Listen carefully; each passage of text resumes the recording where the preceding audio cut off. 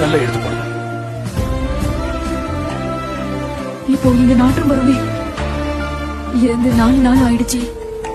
மார்த்தாள், நிச்சயமா இது ஒரு சின்ன விஷயம் உனக்கு தெரியும்.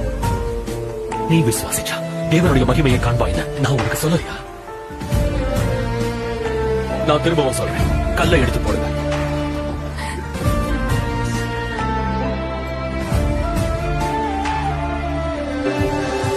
நான் சொல்லுவேன், வெளியே வா.